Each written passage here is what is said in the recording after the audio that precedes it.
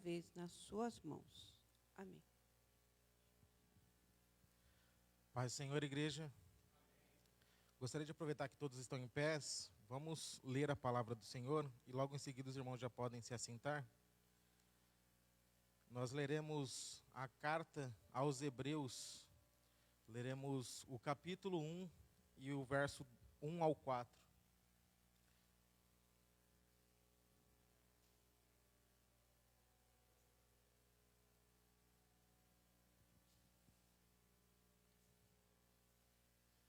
Enquanto os irmãos procuram, gostaria de agradecer a Deus a oportunidade de ministrar a palavra dele. Também ao pastor Ademilson e ao pastor Paulo Reis, que nos deu essa oportunidade. E que o Senhor Deus venha falar comigo e com você nessa manhã, em nome do Senhor Jesus. Diz assim a palavra do Senhor, Epístola aos Hebreus.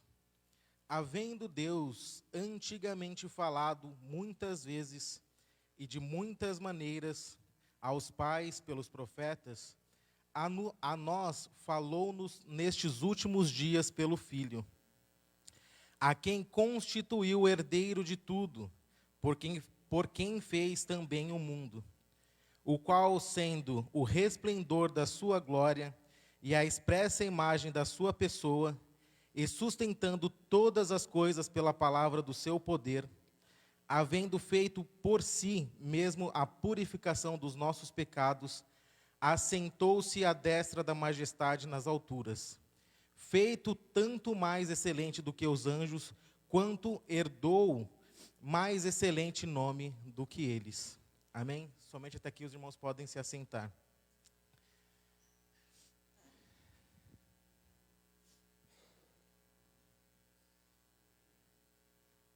Como o pastor Paulo Reis mesmo nos antecipou, nós estamos nos encaminhando para o final dessa revista. Daqui, mês que vem, nós já começaremos uma nova revista, um outro tema, falando sobre algo semelhante.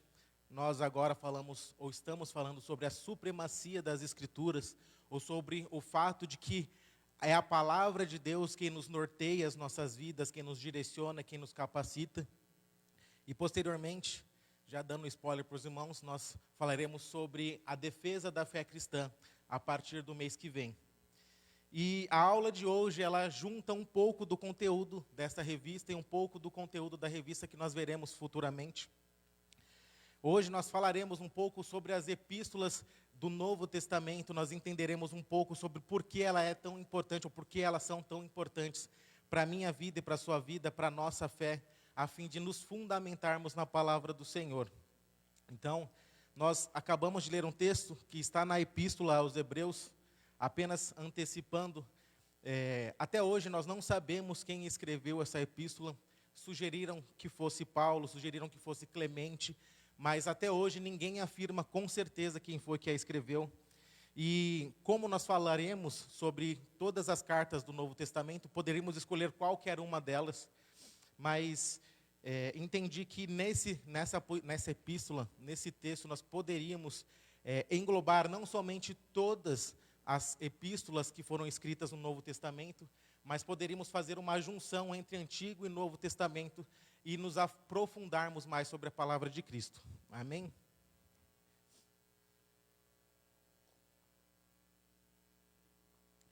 Esse texto que nós acabamos de ler, que está no primeiro capítulo de Hebreus, nos fala sobre a supremacia de Cristo. E o que isso quer dizer? Quer dizer que Cristo, ele está acima de toda e qualquer pessoa e de toda e qualquer criação. Nós lemos logo no primeiro versículo que antigamente, no Antigo Testamento, Deus usava os profetas para falar com o seu povo. Mas que no Novo Testamento, na Nova Aliança, Deus enviou o próprio Filho dele para falar ao povo e à humanidade. E essa presença de Deus, através de Cristo Jesus, ela não passou despercebida aos nossos olhos e às nossas vidas. Tanto é que é o maior acontecimento da humanidade, até mesmo aquele que não acredita em Jesus, ele já ouviu falar de Cristo. Até aquele que detesta a cruz e detesta Cristo, ele não pode negar a existência do Senhor, porque ela já foi comprovada. E é impossível negar que o próprio Deus, ele pisou na terra em meu favor e em seu favor. E é um pouco sobre isso que nós falaremos nessa manhã. Usaremos as cartas para falarmos sobre Cristo, sobre como Cristo ele é soberano na minha vida e na sua vida, na construção e na criação de todo o universo e de tudo o que mais existe. Nós lemos em um dos versículos que Cristo ele participou da criação do mundo desde o início. E nós já entendemos isso, nós entendemos que o Cristo ele é o verbo, ele é a palavra encarnada e que através da palavra o Senhor Deus ele criou todas as coisas que existem no universo. Mas eu gostaria de voltar um pouco antes ainda, então eu vou convidar os irmãos para lermos Apocalipse, capítulo 13, o verso 8. Esse texto, ele tem uma referência também parecida em 1 Pedro, capítulo 1, verso 18 ao 20. Mas como em Apocalipse é apenas um versículo, eu gostaria de lê-lo antes, para ganharmos tempo.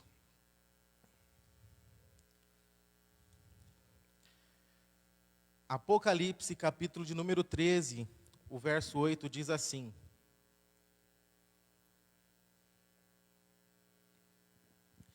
E adoraram-na todos os que habitam sobre a terra. Aqui adoraram a besta. Esses cujos nomes não estão escritos no livro da vida do Cordeiro, que foi morto desde a fundação do mundo. Amém? O primeiro assunto que nós falaremos sobre as cartas que foram escritas no Novo Testamento é sobre soterologia, ou a doutrina da salvação. A doutrina mais importante para a minha vida e para a sua vida de todas as outras, é claro que todas são extremamente importantes, mas é o que nos motiva a estarmos aqui nessa manhã.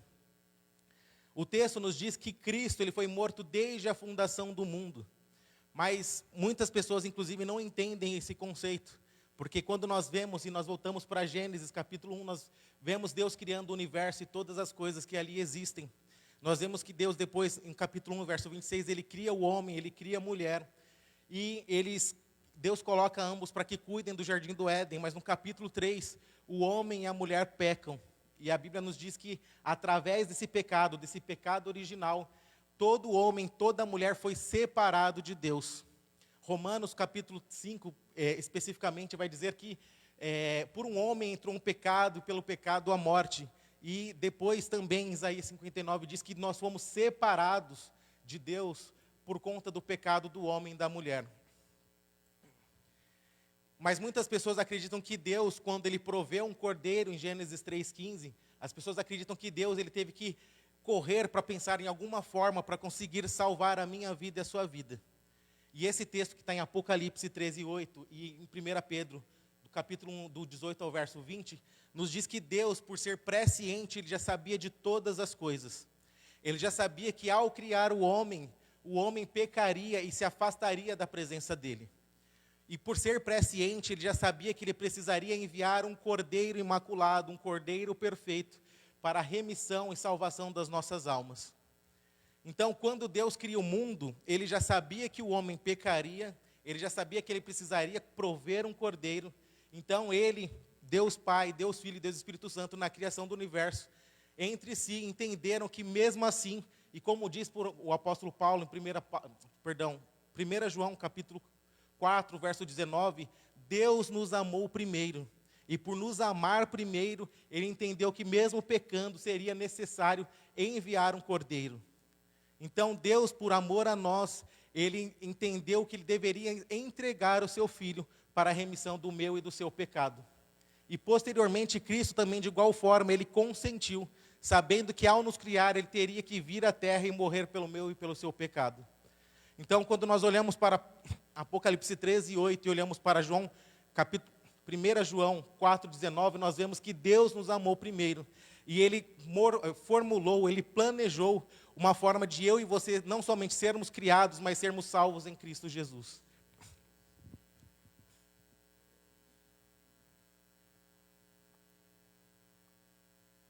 Também por isso, no verso 4 que nós acabamos de ler, ou na verdade o 3 e 4, a Bíblia nos diz que depois de Cristo passar por todas as coisas que Ele precisava passar aqui na terra, Ele subiu aos céus e Ele se assentou à direita de Deus Pai Todo-Poderoso, e hoje Ele intercede por mim e por você.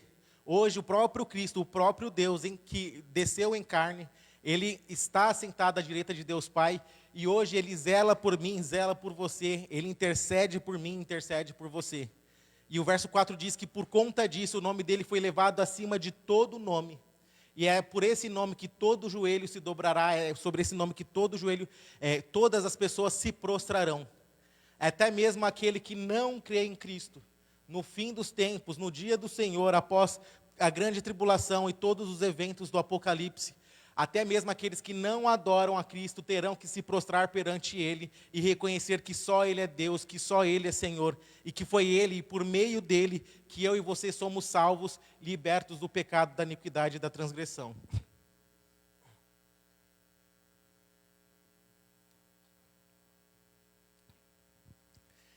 Eu vou ler um outro texto daqui a pouquinho em Hebreus. Uma das coisas que eu gostei bastante nessa revista é o fato de que ela consegue trazer assuntos pertinentes para mim e para a sua vida. A parte difícil é você ter que contar todo o conteúdo em uma única aula. Hoje nós tínhamos que falar sobre 21 cartas em um dia só. E eu espero em Deus que a gente consiga tratar sobre os assuntos extremamente mais importantes.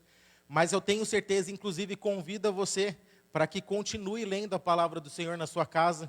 Nós, no ministério, nós temos feito essa questão de lermos a Bíblia toda ao longo do ano.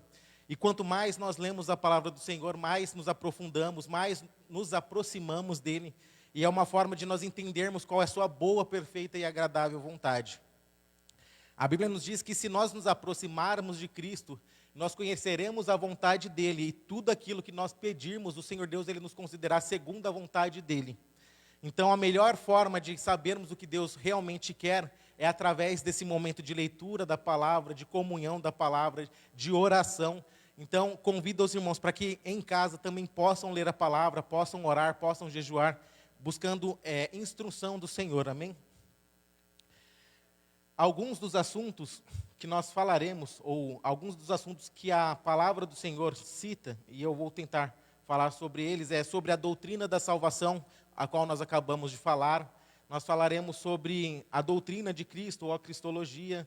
Falaremos sobre escatologia, ou apocalipse. Sobre o ensino da palavra, sobre a doutrina do pecado. E sobre isso, os apóstolos Pedro, Paulo, Tiago e João escreveram bastante a respeito. São alguns dos assuntos que os irmãos verão nessas revistas, nessas cartas. Amém? Para que a gente já possa nos aprofundar no conteúdo, gostaria de pedir para os irmãos abrirem as vossas Bíblias agora, no livro de Hebreus, novamente, capítulo de número 9.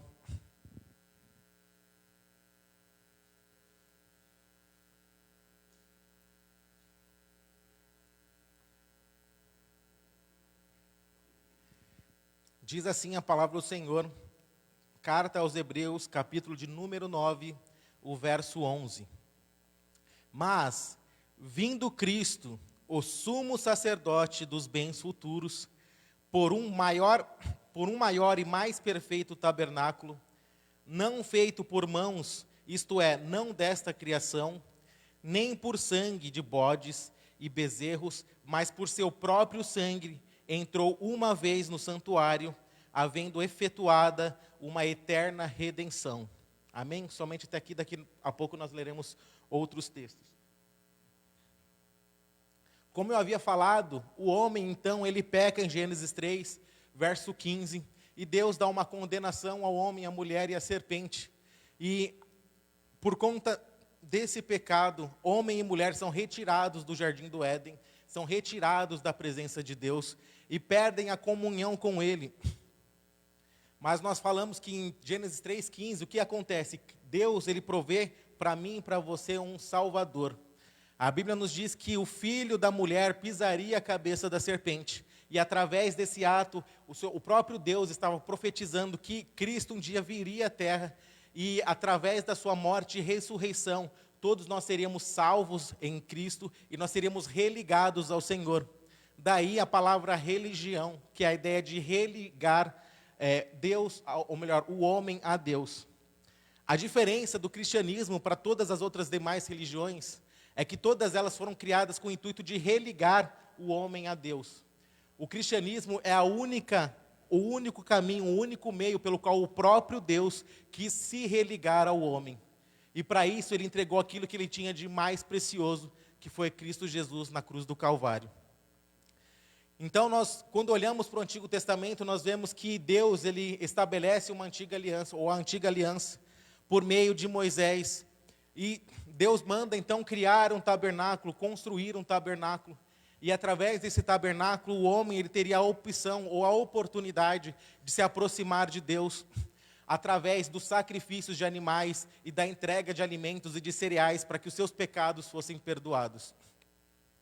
Resumindo, porque esse não é o conteúdo, o teor integral da nossa aula, resumidamente, no Antigo Testamento, o homem estava separado de Deus e ele precisava estar ligado em Deus novamente.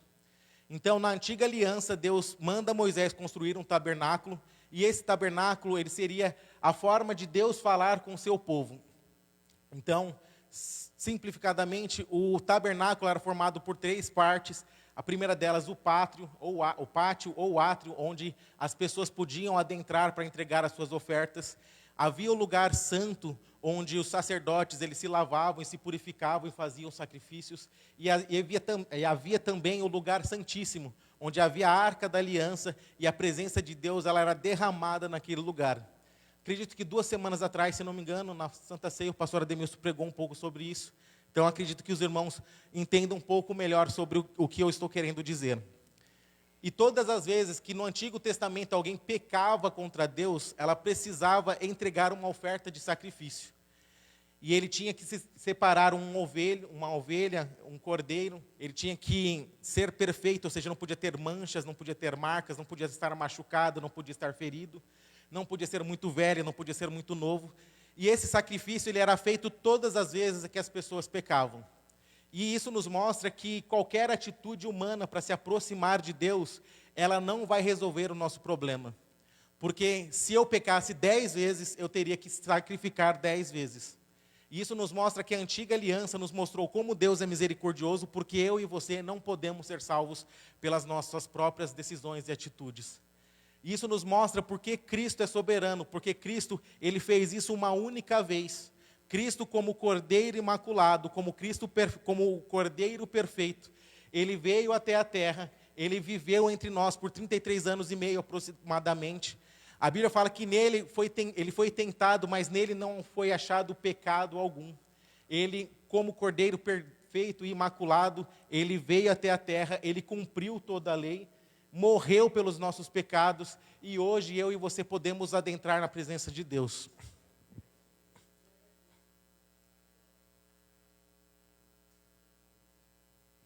Isso nos mostra a perfeição de Cristo e o porquê que nós o adoramos, porque nós bendizemos e glorificamos a Ele. O pastor Paulo Reis falou aqui sobre a principal função da minha existência e da sua existência, que é a adoração a Deus. E é por esse motivo que nós o adoramos, porque Ele nos amou primeiro, porque Ele entregou o que Ele tinha de mais precioso. E Cristo, sendo Deus, sendo todo-poderoso, Ele abriu mão da sua glória, da sua majestade, Ele saiu do seu trono, Ele veio à terra, e ele viveu com seus filhos, com a sua criação. E ele permitiu que a sua própria criação pudesse matá-lo, escarnecer dele. Inclusive, se os irmãos quiserem, depois leiam o Salmo 22 e Isaías 53, que fala um pouco sobre como foi o sofrimento do nosso Senhor Jesus Cristo. Sobre como tudo isso já havia sido predito pelo próprio Deus, para que eu e você pudéssemos ser salvos e redimidos dos nossos pecados.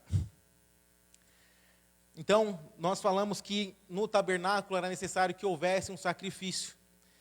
E quem fazia esse sacrifício eram os sacerdotes. Então, os sacerdotes pegavam a oferta do povo e matavam os cordeiros para que o sangue dos cordeiros pudessem encobrir os seus pecados. Então, resumidamente, no Antigo Testamento, os pecados não eram perdoados, eles eram apenas cobertos. Porque somente, e nós vemos isso nos evangelhos diversas vezes, somente o próprio Deus pode perdoar pecados. Então, nenhuma atitude minha ou sua vai fazer com que um pecado meu ou seu possa ser apagado. Somente através do sangue de Jesus é que nós podemos alcançar a redenção das nossas vidas. E o sumo sacerdote era aquele homem que entrava uma vez por ano no lugar santíssimo, na presença de Deus. E segundo a tradição e segundo a palavra de Deus, ele precisava primeiro entregar um sacrifício por si próprio, porque ele também não podia perdoar pecados. Então ele entrava no lugar santo, ele oferecia um sacrifício para ele mesmo, em favor dele mesmo, porque ele também era pecador, para depois entrar na presença de Deus e entregar um sacrifício por toda a comunidade, por todo o povo. E segundo a tradição, nós aprendemos que muitas vezes, aquele sumo sacerdote, quando entrava na presença de Deus, ele era fulminado na hora, porque o seu pecado, que fazia separação de Deus, entre ele e Deus, fazia com que ele morresse ao entrar na presença de Deus. Então ele entrava com uma corda, porque somente ele podia entrar naquele lugar. Ele era retirado, puxado por uma corda, para que ele pudesse ser retirado dali e outro sumo sacerdote pudesse ser elevado. E nós acabamos de ler aqui em Hebreus capítulo 9, que o Cristo, ele foi feito sumo sacerdote excelente. Não um sumo sacerdote que precisava entregar um sacrifício por si próprio, mas um sumo sacerdote perfeito, que não possui pecado, que não possui iniquidade, não possui transgressão. Então, por meio de Cristo, quando Cristo ele morre na cruz do Calvário, nós lemos que a Bíblia nos diz que o véu do templo ele se rasgou de alto a baixo. E isso faz referência ao véu que separava o lugar santo do lugar santíssimo. Ou seja, a partir da morte de Cristo, nós não precisamos mais de um sumo sacerdote, a não ser o próprio Cristo. Nós não precisamos de outros líderes, de outras pessoas, para nos aproximarmos de Deus. Hoje, eu e você, no lugar em que quisermos, quando quisermos, nós podemos adorar a Deus e nós podemos louvar a Ele e podemos entrar na presença dEle, porque Ele é bom e eterna a sua misericórdia.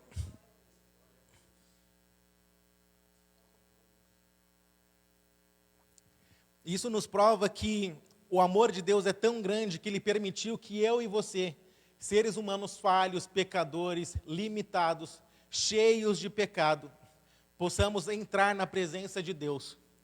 Isso nos torna pessoas extremamente especiais aos olhos de Deus. Se nós pararmos para pensar no Antigo Testamento, vários homens e mulheres grandes, poderosos, em grandes feitos, usados pelo Senhor, não tiveram a oportunidade que eu e você temos. Hoje, eu e você, onde quer que estejamos, nós já ouvimos diversas pregações, João capítulo 4, o verso 23, o Senhor Jesus Cristo, ele conversa com a mulher samaritana, ele se apresenta como Messias, como nosso Salvador. E eles estão numa conversa sobre que lugar que nós podemos ou que nós devemos adorar a Deus. E o próprio Cristo diz a ela, a hora vem e já chegou em que os verdadeiros adoradores adoram ao Pai em espírito e em verdade. E são esses em que o Pai procura. Hoje, o Senhor Deus ele pode encontrar na minha vida e na sua vida um verdadeiro adorador. E nós podemos entrar na presença dEle, nós podemos nos derramar na presença dEle, nós podemos glorificar ao nome dEle e adorá-lo na beleza da sua santidade.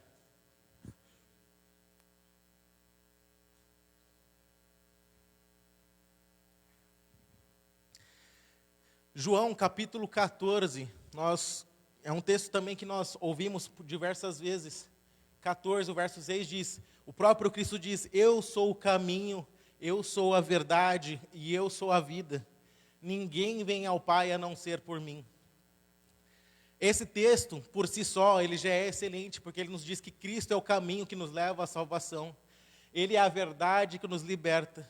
E Ele é a vida que nós podemos ter, porque o próprio Cristo nos diz que nele nós encontramos vida e vida em abundância. Mas quando nós voltamos para o Antigo Testamento e nós voltamos para o tabernáculo, nós entendemos a real intenção de Cristo.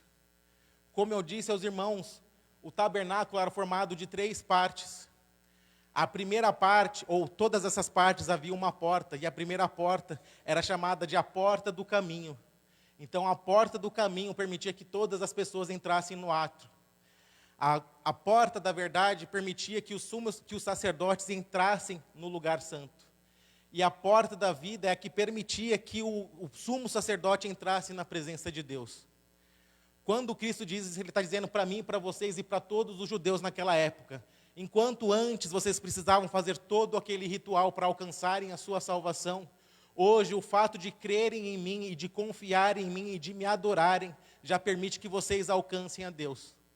Então, se eu e você quisermos adentrar a presença do Senhor, basta que eu e você creiamos no nosso Senhor e Salvador Jesus Cristo. Que nós realmente o adoremos por quem Ele é. E nós teremos a oportunidade de nos aproximarmos do nosso Senhor e Salvador.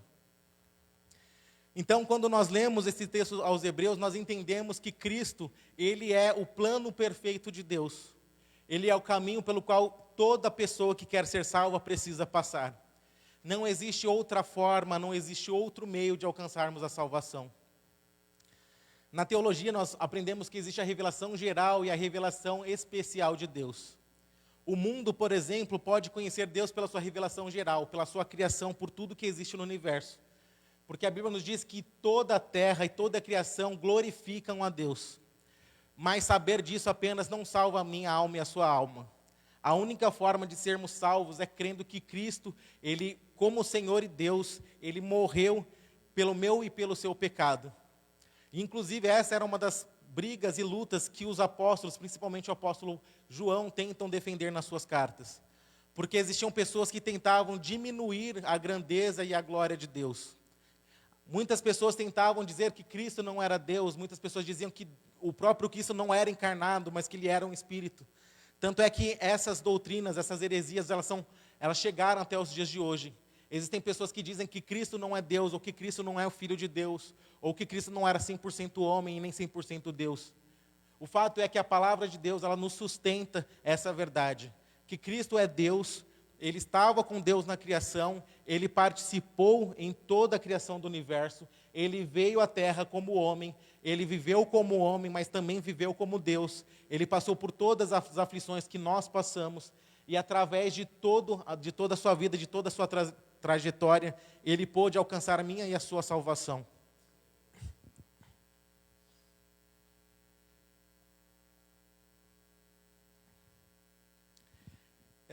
Hebreus, nós já estávamos no capítulo 9, nós paramos no verso 12, nós leremos agora o verso 15, que diz assim: e por isso é mediador de um novo testamento, para que, intervindo a morte para a remissão das transgressões que havia debaixo do primeiro testamento, os chamados recebam a promessa da herança.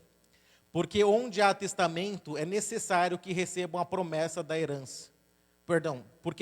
Porque onde há testamento, é necessário que intervenha a morte do testador. Porque um testamento tem força onde houver morte. Ou terá ele algum valor enquanto o testador vive? Nós entendemos, e aí, por esse motivo que nós chamamos de Antigo Testamento e de Novo Testamento. Nós entendemos hoje que testamento é aquele documento que nós fazemos quando alguém falece e nós passamos a herança para essa outra pessoa. Então, a antiga aliança, o Antigo Testamento, nos mostra uma aliança entre Deus e o povo de Israel, através de Moisés. E nós vemos que em Cristo nós temos um Novo Testamento, que é baseado na graça de Deus, na misericórdia de Deus. E esse testamento, esse Novo Testamento é feito em Cristo Jesus. E uma das áreas da teologia que nós estudamos é sobre como a graça ela é superior à lei. Porque a lei, como eu já havia explicado, ela entregava sacrifícios, mas sacrifícios que eram imperfeitos, que não podiam perdoar as pessoas. Mas em Cristo, o próprio Cristo pode perdoar a minha e a sua vida. E a Bíblia nos diz que quando o Senhor Deus ele perdoa os nossos pecados, Ele lança no mar do esquecimento.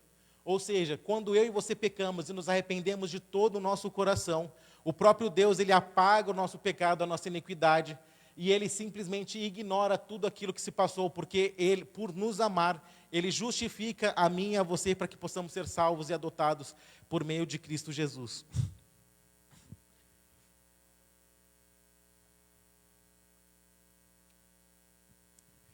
Por esse motivo, os irmãos conhecem um texto bastante famoso quando falamos sobre aqueles 4 homens que desceram o seu amigo pelo telhado. Nós conhecemos essa história, mas algo que eu gostaria de citar é sobre por que Cristo ele muda o diálogo no meio daquela conversa. Ele poderia simplesmente ter dito àquele homem que estava na maca para que ele pudesse se levantar e que ele teria sido curado. Mas Cristo, saúde, hábito. Quando Cristo diz para aquele homem, perdoados estão os teus pecados, muitas pessoas ali, principalmente os fariseus, eles começam a julgar a Cristo e eles dizem em seu coração, somente Deus pode perdoar pecados. Mas Cristo ele estava se revelando como Messias para aquele povo, mas o povo, por ter um coração duro e pesado, não quis aceitar o perdão, não somente o perdão de Cristo, mas também a sua santidade e a sua soberania. E hoje tem sido assim de igual modo. O próprio Cristo ele se apresenta a mim, a você e ao mundo, mas muitas vezes o mundo rejeita o amor de Deus, o sacrifício de Deus e o perdão de Deus. E por que eu disse esse texto? Porque no Antigo Testamento todos os judeus sabiam que os seus pecados não podiam ser perdoados. Então, quando Cristo diz os seus pecados são perdoados, eles entenderam que somente Deus perdoava. O que eles deixaram de entender é que se Cristo estava fazendo isso é porque ele se revelou como Deus àqueles homens. E a questão é como o próprio Deus ele se apresenta a mim e a você e nós simplesmente ignoramos essa revelação. Nós temos a palavra de Deus, esse testamento escrito pelo próprio Deus, pela inspiração de Deus, através de 40 homens ao longo da história. O próprio Deus se revela a mim, se revela a você, mas eu e você muitas vezes ignoramos essa revelação, ou o mundo ignora essa revelação. E como nós estávamos lendo, Cristo ele é o testador de um novo testamento. Mas para que esse testamento pudesse entrar em vigor, somente com a morte do testador. Então era necessário que Cristo morresse por mim e por você. Se Cristo não tivesse morrido, a nossa fé, a nossa religião, ela seria vã. O que fundamenta a minha fé e a sua fé é a morte e a ressurreição de Cristo. Se eu não acreditar que Cristo veio à terra, e que Ele morreu e que Ele ressuscitou, a minha fé é vã e eu também não encontrarei com Ele no fim dos tempos. Inclusive, existe uma discussão dentro da teologia que diz que aqueles que buscam a Cristo por medo do inferno também não serão salvos. E é uma discussão extremamente relevante, porque muitos de nós aprendemos a ter medo do inferno. E muitas pessoas vão à igreja por medo de não passarem a sua eternidade no inferno. Mas se esse for o principal objetivo da sua ida à igreja, a sua salvação também não está garantida. A única coisa que garante a sua salvação é crer que Cristo morreu e ressuscitou pelo meu e pelo seu pecado. A nossa intenção em querermos ir para o céu não é porque o céu é bom, mas porque a presença de Deus e a presença de Cristo está lá todos os dias.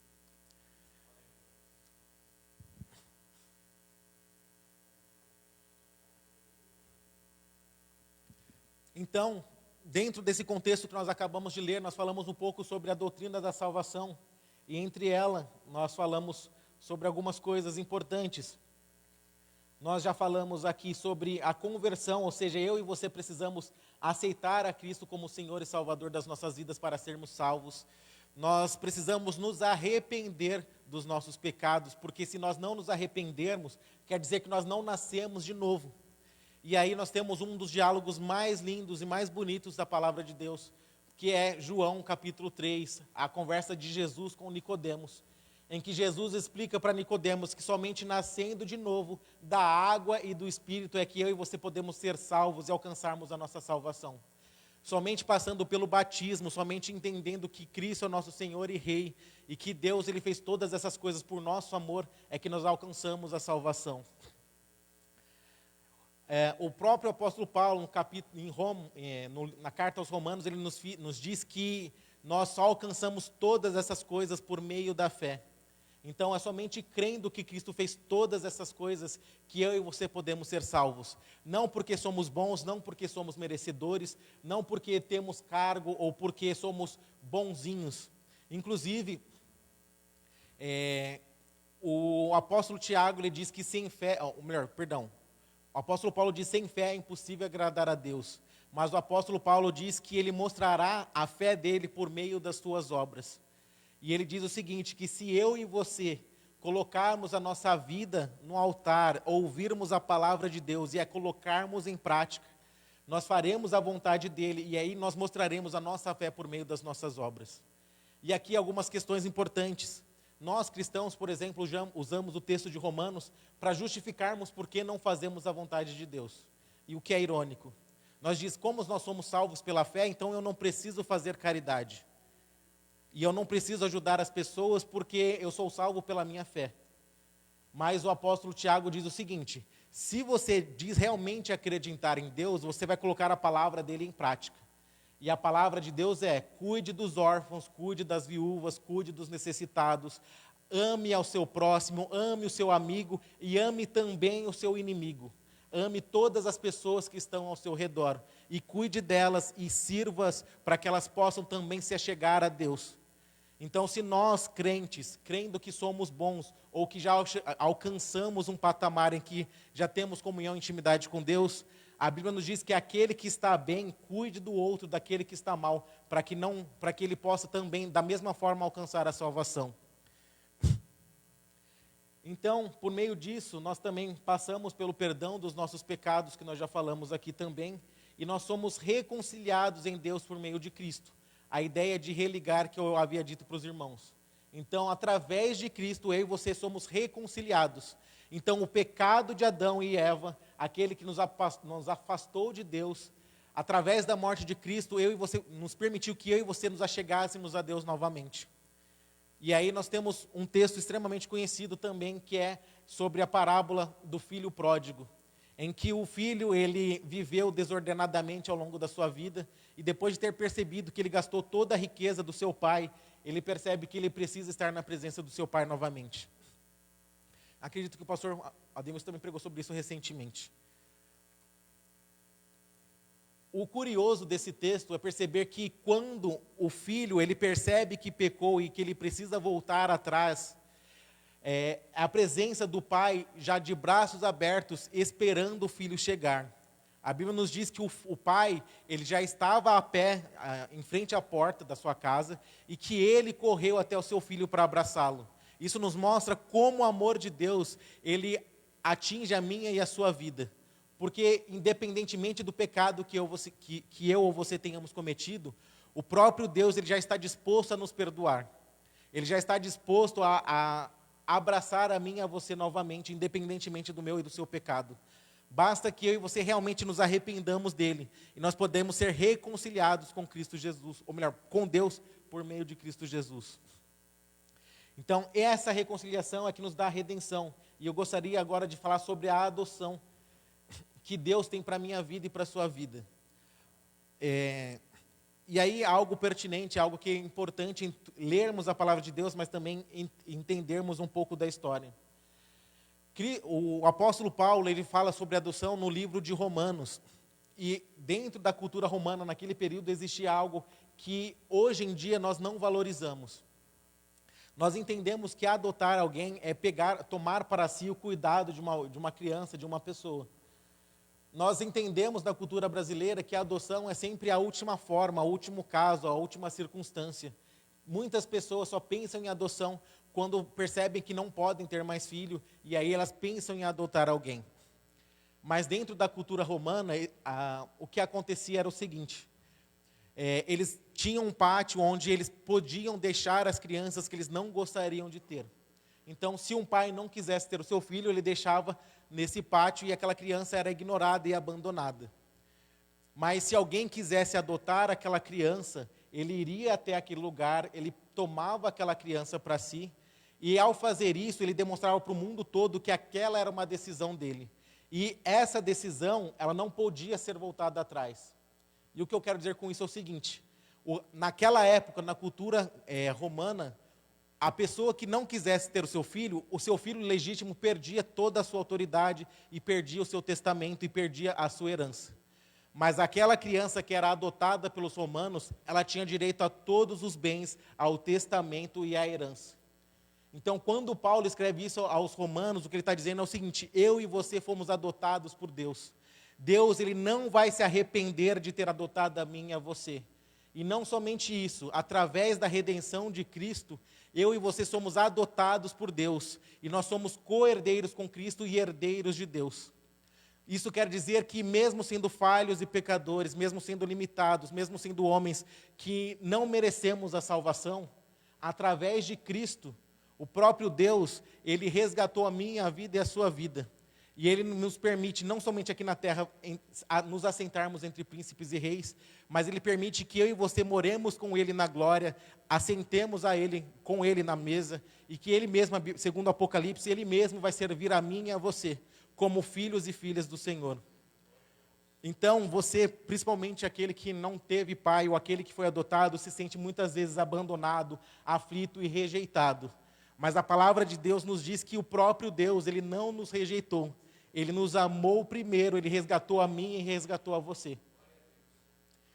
Outra coisa que chama a atenção é que Cristo, como filho legítimo, Ele poderia fazer como o filho mais velho. Voltando à parábola do filho pródigo, nós percebemos que o filho mais velho e o filho mais novo, ambos estavam perdidos. O filho mais novo estava perdido fora de casa e o filho mais velho estava perdido dentro de casa. Porque quando o irmão voltou, ele não conseguiu se alegrar que o próprio irmão estava vivo e salvo e não quis festejar. Mas nós vemos em Cristo um filho mais velho perfeito. Um filho que, ao perceber que o filho mais novo estava perdido, ele também agiu em favor do irmão. Ele se entregou para que o irmão, ou seja, eu e você, pudéssemos ser salvos e resgatados.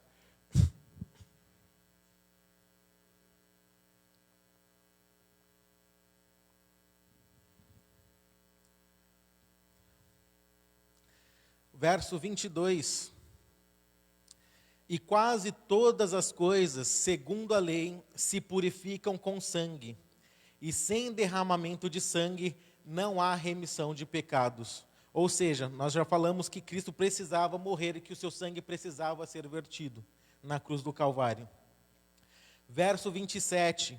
E como aos homens está ordenado morrerem uma só vez, vindo depois disso o juízo, assim também Cristo, oferecendo uma única vez para levar os pecados de muitos, aparecerá segunda vez, sem pecado, aos que esperam pela sua salvação.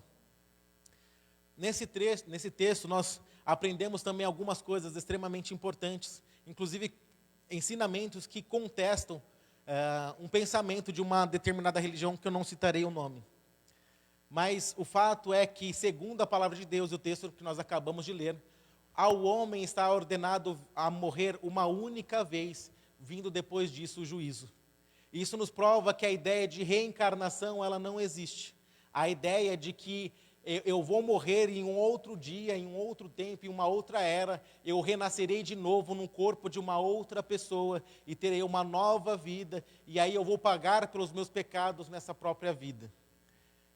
Se isso fosse verdade, o sacrifício de Cristo não teria não teria valor algum.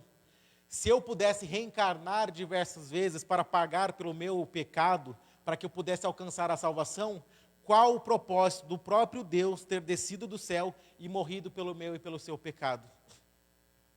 Em segundo lugar, isso nos prova que a ideia de que, por exemplo, nós vemos os nossos antepassados que aparecem para nós em uma revelação e eles dizem para que nós façamos coisas, também é algo demoníaco. A Bíblia nos diz que o diabo, ele se transveste em ser de luz, em ser de espírito, para que possa enganar a muitos. Então, juntando esse texto com o texto que nós aprendemos como parábola, mas que também não é, a história de Rico e Lázaro. Quando o Rico e Lázaro estão mortos, o rico, ele fica no lugar de tormento e Lázaro, ele fica no seio de Abraão. E aí, inclusive, uma outra religião, que eu também não citarei o nome, usa essa ideia para justificar a ideia de purgatório. E segundo essa ideia, você, por exemplo, que pecou pouco, e aí cometeu pecados que não são tão graves, você pode ficar um tempo no purgatório, e ao ficar esse tempo neste lugar, os seus pecados são purgados, perdoados, então você vai poder ir para o céu novamente. E a palavra de Deus, na verdade, não diz exatamente isso, a palavra de Deus diz exatamente o oposto. A Bíblia nos diz que o lugar de tormento era onde ficavam as pessoas que não ouviam e não obedeciam a palavra do Senhor. E no seio de Abraão ficavam todas as pessoas que ouviram a palavra do Senhor e que cumpriam seus mandamentos no Antigo Testamento.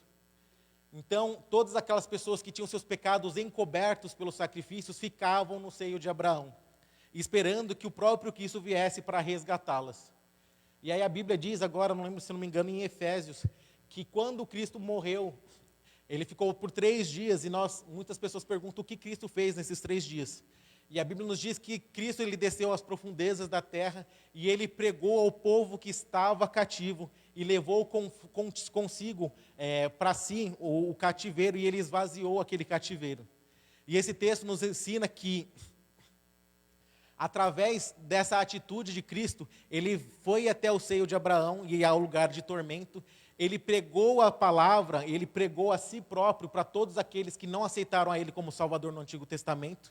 E após ter provado e pregado para as pessoas que não aceitaram a pregação de Noé e dos profetas no Antigo Testamento, ele pregou a todos eles, mostrou que eles estavam errados, e depois ele pegou o povo que estava no seio de Abraão e levou para si, para que eles pudessem habitar com Cristo na glória. Mas, abrindo um detalhe, a Bíblia nos diz que aquele rico, ele tenta conversar com o anjo, para que o anjo pudesse libertá-lo, para que ele saísse daquele lugar e avisasse os seus parentes, para que as pessoas acreditassem em Deus, porque Deus é real e o inferno é real. E ele pediu uma permissão para sair daquele lugar, para que ele pudesse avisar os seus parentes. E o anjo diz: ele tem a lei e os profetas, que os ouçam. Isso quer dizer que aquela pessoa que morreu não pode voltar à terra, não pode voltar à vida e não pode dialogar comigo e com você. A partir do momento do texto que nós lemos, verso 27, ao homem está ordenado a morrer e vindo depois disso o juízo. Assim que eu e você morrermos, só tem 2 caminhos. Não existe um terceiro caminho, não existe um subterfúgio, não existe alguém que possa comprar, como uma determinada instituição fazia na Idade Média, em que vendia a porta do céu ou um terreno no céu. E hoje em dia nós vemos isso em igrejas evangélicas também. Pessoas vendendo a salvação e colocando condições que não sejam sangue de Cristo para que possamos ser salvos.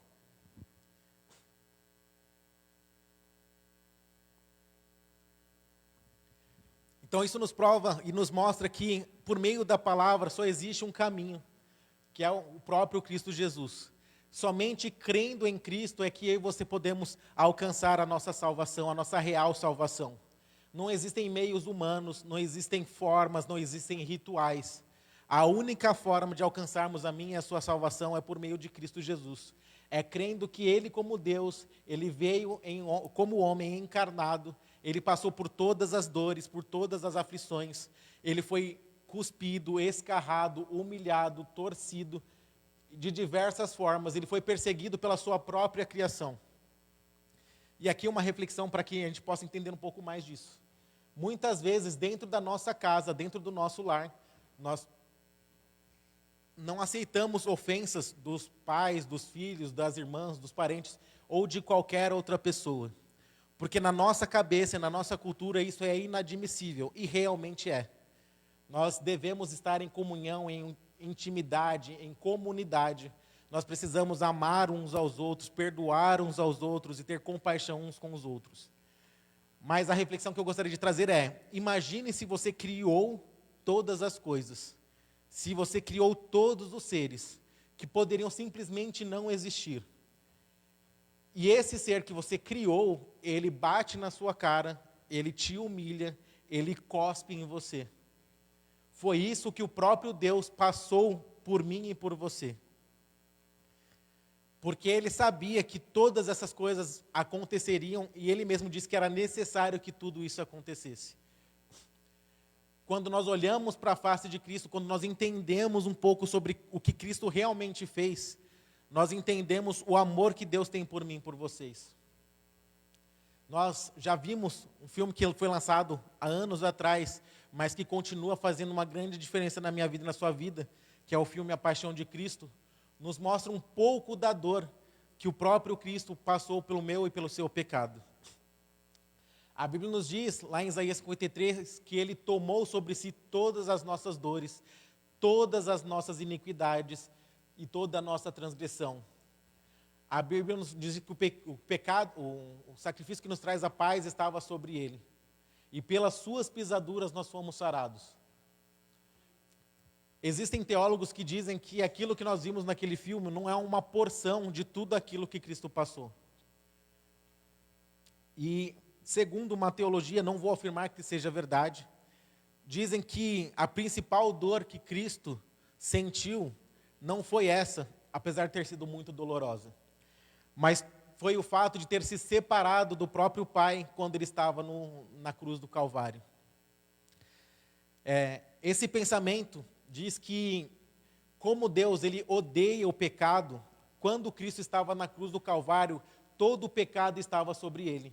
E por esse motivo é que o próprio Deus ele se ausentou de Cristo naquele momento. E Cristo então ele diz: Eloi, Eloi, lama sabachthani. Pai, Deus meu e Deus meu, por que me desamparaste?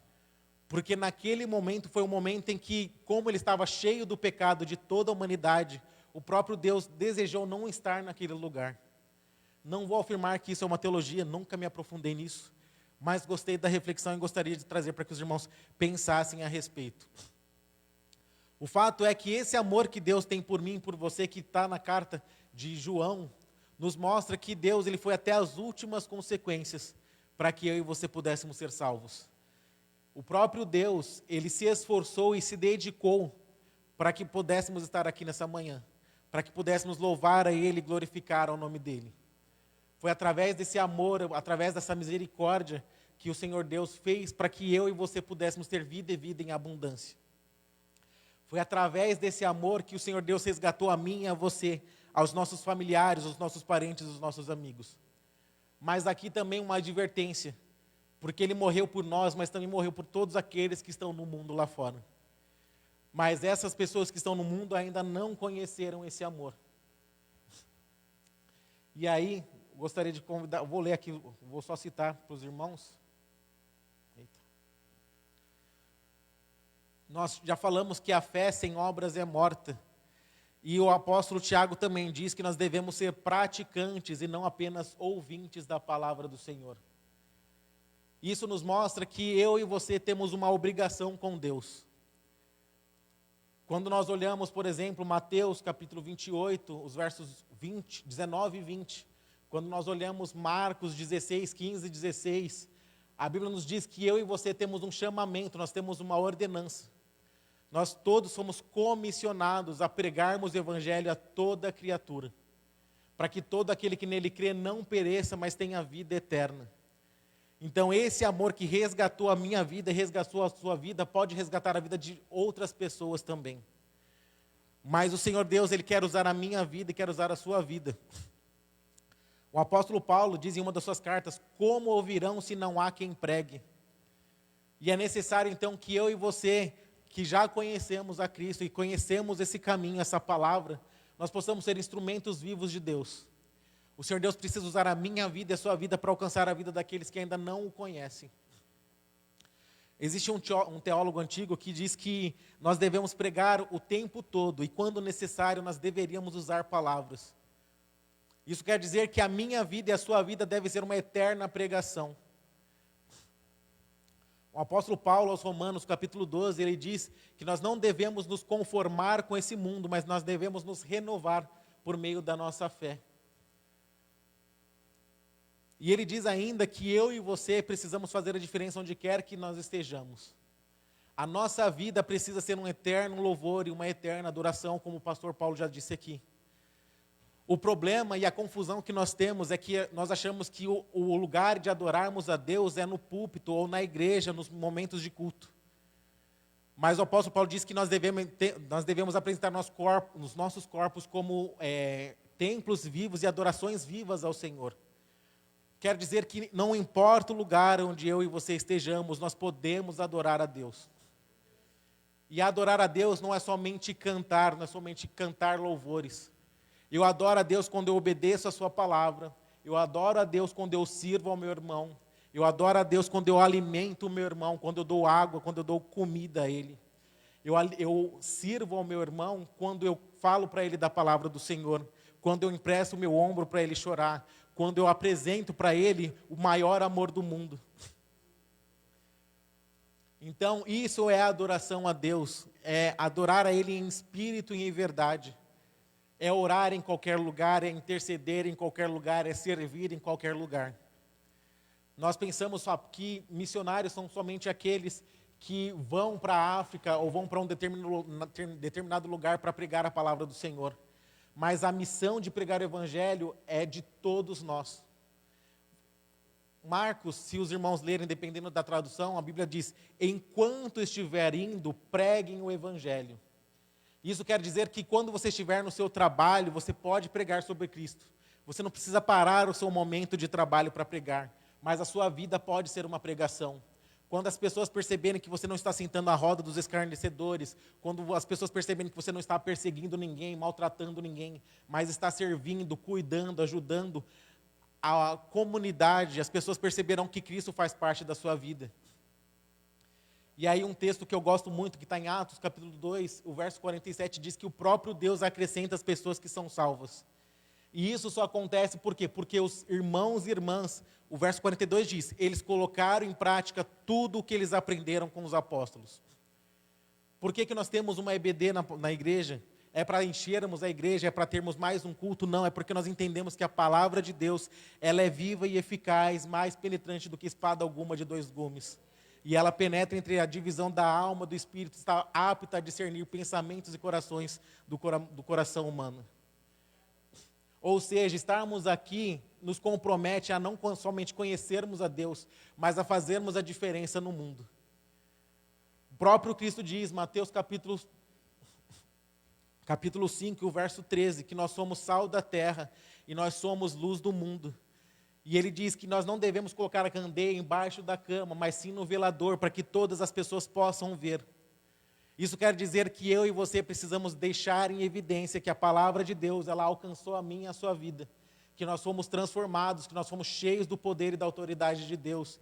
E que através desse amor que nos resgatou, eles também podem ser resgatados e eles podem ser libertos da angústia, do sofrimento, da tristeza, da depressão,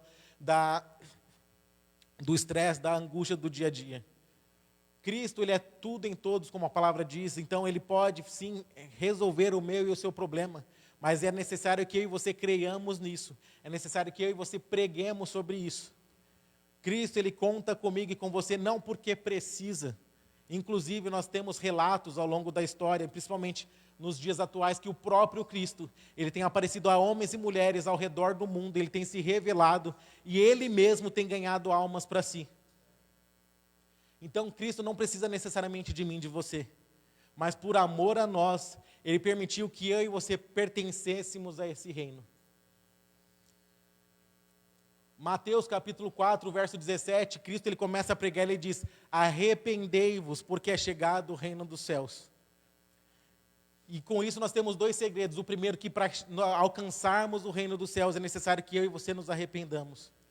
E em segundo lugar, ele diz que ele inicia o reino de Deus aqui na terra. Então hoje eu e você pertencemos a esse reino. Como filhos adotivos do Senhor, eu e você pertencemos a este reino. E mais do que isso, o apóstolo Paulo nos diz, 2 Coríntios capítulo 5, e o verso 20, que nós não somente somos, a partir do 18, diz que nós somos embaixadores de Cristo e membros da reconciliação, ou seja, Cristo nos deu poder e autoridade, não somente para pregarmos o seu evangelho, mas também para reconciliarmos o mundo com o próprio Deus. Aquilo que Deus fez por intermédio de Cristo, hoje, ele permitiu que eu e você participássemos do mesmo processo e tenhamos a mesma obrigação que o próprio Cristo, ou a mesma função que o próprio Cristo. E também nos diz que nós somos embaixadores, ou seja, somos representantes desse reino na terra. Então, quando as pessoas olham para a minha vida, quando as pessoas olham para a sua vida, elas percebem que eu e você não somos desse mundo, ou deveriam perceber. As pessoas deveriam olhar para mim e para você e perceber que os nossos costumes, a nossa cultura e o nosso comportamento são completamente diferentes deste mundo. E aí elas entenderão que nós não pertencemos a esse reino, porque o nosso reino está no céu. E o Senhor Deus um dia virá para buscar a mim e a você. O próprio Cristo, melhor dizendo, vai virar buscar a mim e a você, a toda a igreja dele, por amor dele, pela misericórdia dele. Então, quando Cristo ele fala isso, quando o apóstolo Paulo fala isso, ele está dizendo que eu e você temos uma obrigação. Eu e você precisamos fazer a diferença. Eu e você precisamos ser vistos pelo mundo, e não para a nossa honra, não para a nossa glória, mas para que o povo e o mundo saibam que só o Senhor é Deus, que Ele resgatou as nossas vidas, que Ele teve misericórdia de nós. E eu gostaria de convidar os irmãos para lermos 2 Coríntios, capítulo 3, para que a gente já possa se encaminhar para o final.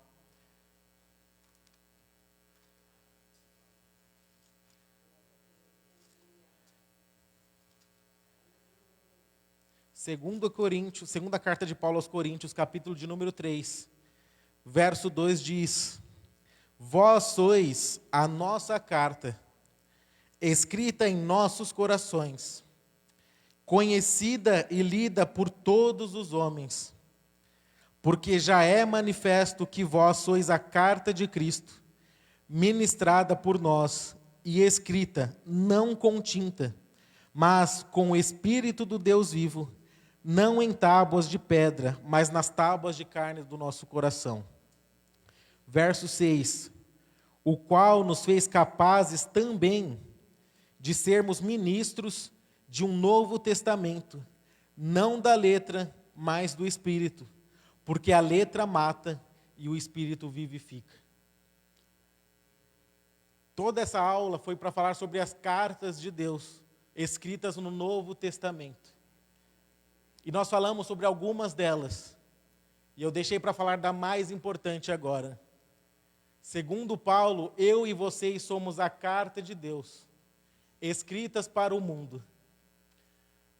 Quando Paulo escreve isso, ele está dizendo que eu e vocês somos ou fomos enviados pelo próprio Deus, por intermédio de Cristo Jesus, com auxílio do Espírito Santo, para que o mundo possa conhecer o amor de Deus que está em nós, está aí em Cristo Jesus.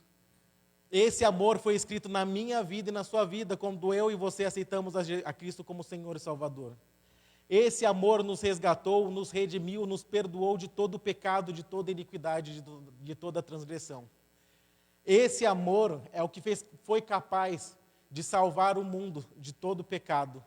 Esse amor, ele tem a oportunidade de salvar não somente a nós que aqui estamos, mas também de salvarmos a todos aqueles que estão lá fora. Então, quando Cristo ele foi enviado, ele mostrou como o Pai era, através da sua face e através das suas atitudes.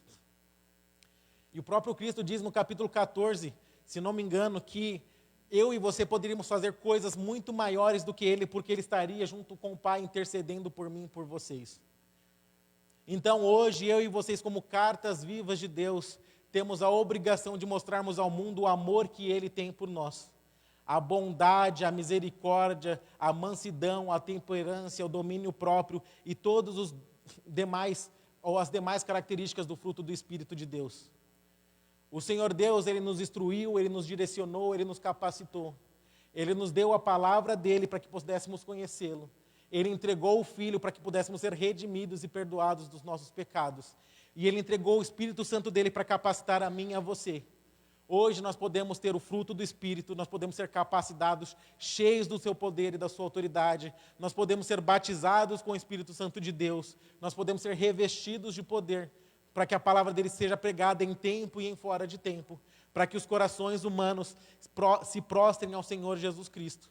Para que o mundo conheça o amor de Deus que está em Cristo Jesus, aquele que nos salvou, aquele que nos redimiu. Capítulo 3 de 2 Coríntios, verso 15, diz que o amor de Cristo, o amor de Deus, ele nos constrange. Então que nessa manhã a gente possa entender isso, que esse amor de Cristo, ou esse amor de Deus que está em Cristo Jesus, ele possa me constranger e te constranger, a entendermos que não existe amor maior do que esse. Que não existe perdão maior do que esse, que não existe misericórdia maior do que essa. E se nós entendermos isso de coração, e entendermos que esse amor, ele nos resgatou, nós praticaremos o mesmo amor que Cristo praticou conosco. E nós amaremos ao mundo e serviremos ao mundo, não para fazermos as práticas que eles fazem, mas para que possamos resgatá-los e que o nome do Senhor Jesus Cristo seja glorificado através dessa atitude e que o céu possa ser cheio da glória de Deus, mas também cheio dos seus filhos e filhas, através do amor de Deus que está em Cristo Jesus. Amém? Para encerrarmos, Apocalipse, eu sei que não é uma das cartas, mas Apocalipse, capítulo 21, verso 1 diz o seguinte, e eu já encerro. E vi um novo céu e uma nova terra, porque já o primeiro céu e a primeira terra passaram e o mar já não existe. E eu, João, vi a cidade santa, a nova Jerusalém, que de Deus descia do céu, adereçada como uma esposa ataviada para o seu marido. E ouvi uma grande voz do céu que dizia: Eis aqui o tabernáculo de Deus com os homens, pois com eles habitará. E eles serão o seu povo, e o mesmo Deus estará com eles e será o seu Deus. E Deus limpará de seus olhos toda a lágrima, e não haverá mais morte, nem pranto, nem clamor e nem dor, porque já as primeiras coisas são passadas. Verso 7. Quem vencer herdará todas estas coisas, e eu serei o seu Deus, e ele será o meu filho. Amém. Agradeço a oportunidade em nome do Senhor Jesus.